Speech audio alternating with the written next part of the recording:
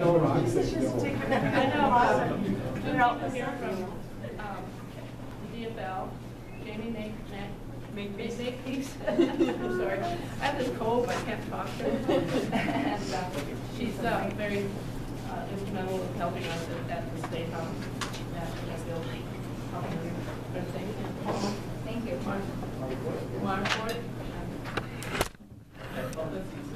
Okay, and I'll introduce Mark. He's the chairman of the Committee on Education, and he's got all of the information that you need. So please feel free to ask him any questions, and thank you for coming. Well, thank you, Shannon, and good afternoon. And it's been an honor. This is my 13th year in the state legislature, and just gotten to know Shannon this year in the legislature, but she has really taken a leadership role. She actually is authoring House File number 3. And just to kind of know the way things work is like your first 10 bills are numbered 1 through 10, and she's got number 3 on the Minnesota Investment Fund, and those don't just go to anyone. So it's quite an honor that she's carried that, and she's also been very involved with tax breaks for employers hiring veterans, and also looking a lot at breaks for businesses on economic development. So Shannon's taking quite a leadership role in that. I'm State Representative Paul Marquart. I am from Dilworth, Minnesota, District 4B, which is up by Clay County, right by Fargo-Moorhead. Yes, the district doesn't actually include Moorhead, just outside of that, but Detroit Lakes and Norman County and so forth. And this year I'm the chair of the Education Finance Committee. And so what I would like to talk a little bit about, and I think we'll just maybe open up for questions or whatever afterwards, but talk a little bit what we're doing in education. And one of our major goal in our Education Finance Committee is going to be very simply, and it's putting our kids on the pathway to the world's best workforce. The world's best workforce. A lot of people say, well, geez, how do you get there? Why does it make a difference? Why would you even want to try to do something like that? Well, let me just talk just quickly about why we need to have an education system that gets us to literally the world's best workforce, and that's the goal. You know, you think back to, how many remember that Time magazine cover back in August of 1973 when Wendell Anderson's sitting there with that Northern? Anyone remember that famous Time magazine cover? And the heading was The Good Life in Minnesota. And back then, Minnesota was really taking off economically. And what really fueled that was education. That we had really invested in education. And that provided us with one of the best workforces in the United States. And you know, we're a cold weather state, and yet, even though we're a cold weather state, we are second in the nation in the number of Fortune 500 companies. Large companies in Minnesota. So economically, we've always done very well. In fact, up to about 10 years ago, we had moved all the way up to per capita income of about 7th in the nation. We've slipped down a little bit. So, and it's been education. We've always invested there. And today, we're still doing really well in education. You look at the ACT tests, we're #1 in the nation. You take our top students in math, in our recent test, we were 3rd in the world. We're like 3rd. And we're still increasing jobs. And by the way, we had some good news yesterday in the state. The latest economic numbers came out, and we now have recouped all of the jobs that we lost during the Great Recession, 160,000 jobs. We've now recouped those, and our unemployment rate's 5.5%. So it isn't by accident we've gotten there. But there are some cracks in the armor, so to speak. And probably the biggest problem we have in education is something called the achievement gap. And what that is the difference between what your white students are scoring and what your minority students and students in poverty are scoring.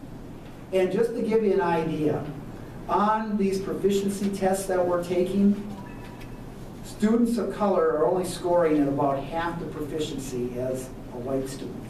And on our graduation rates, they're only about a half. So why does that really matter to us? Well, Tom Stenson, our state economist, says that in the next 10 years, our workforce growth in this state, because all the baby boomers are moving into a retirement year, that the growth is almost going to come to a grinding halt. There will be no growth. So basically, the new people replace all those retiring.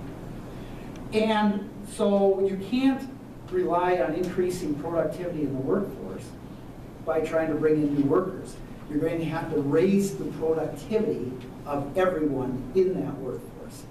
And just to give you an idea of what that has cost us, Rob Grunwald, who is from the Federal Reserve Bank out of Minneapolis, he cites a study that was done by a Stanford professor who looked at what the achievement gap, kind of the lost human potential, was for the United States.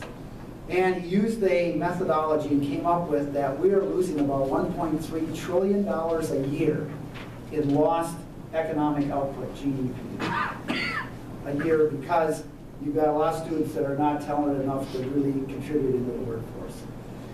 And he said if you put that into comparison, the Great Recession that we just had was about a $1 trillion loss on GDP. So the achievement gap in the United States is actually like us having a constant perpetual recession on our backs due to lost productivity. And Rob Grunwald from the Federal Reserve Bank in Minneapolis said if you conservatively put those numbers in Minnesota, it's about 2 to 3% lost GDP, which is about $8 billion a year. And so, let me put it in terms of the Minnesota Twins. You've got Joe Mauer and Justin Murnau batting, let's say, .325. Remember, you only have 9 batters, so you can't add new batters. And then I won't say names, but you got a few batting .203 and .206. You know you're going to be a more productive team if you can get those .203, .206 batters up to .260, .280, .300. You're going to have a better team, more productive team. And that's why that achievement gap is such a key to get that closed. And Minnesota is becoming much more diverse. And so it's going to be crucial that we get that together. So the achievement gap is one thing we need to deal with. Another thing is, and I know that in the last 10 years, property taxes have doubled in this state.